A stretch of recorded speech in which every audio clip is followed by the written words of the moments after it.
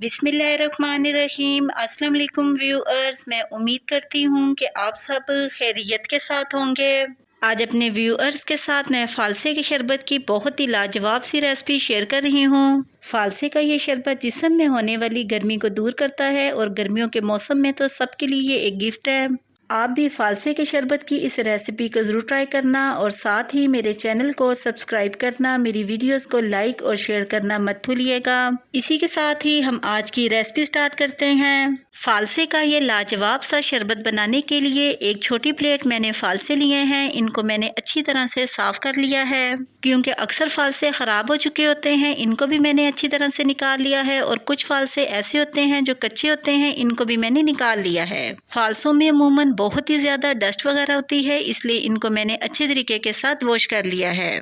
अब एक जूसर का जग लेना है और इसमें इस तरीके के साथ फालसे ऐड करने हैं। मेरे व्यूअर्स बाहर से जूसेस ख़रीदने के बजाय अगर इस तरीके से घर पर ही जूसेस तैयार कर लिया करें तो ये सेहत के लिए बहुत ही मुफीद है, क्योंकि उमूमन जो जूसेस हम बाहर से ख़रीदते हैं उनमें ना तो सफाई का ख्याल रखा जाता है और ना ही मेयारी फ्रूट जूस किए जाते हैं। इसलिए आप कोशिश किया कीजिए कि बाहर से जूस ख़रीदने के बजाय आप घर पर खुद से जूस तैयार किया कीजिए। और साथ ही इसमें 5 से 6 टेबल स्पून शुगर ऐड करनी है। शुगर की मिकदार आप अपनी मर्ज़ी के मुताबिक कम या ज़्यादा भी कर सकते हैं। और साथ ही इसमें 1/4 टेबल स्पून काला नमक ऐड करना है। काले नमक के बगैर फालसे के जूस की रेसिपी बिल्कुल भी कंप्लीट नहीं होती। और फिर इसमें हमने पानी ऐड करना है। ढक्कन की मदद से इसको कवर कर लेना है और अच्छी तरह से इसको ग्राइंड कर लेना है। ये बहुत ही आसानी के साथ जस्ट 3 से 4 मिनट में ही ग्राइंड हो जाएगा।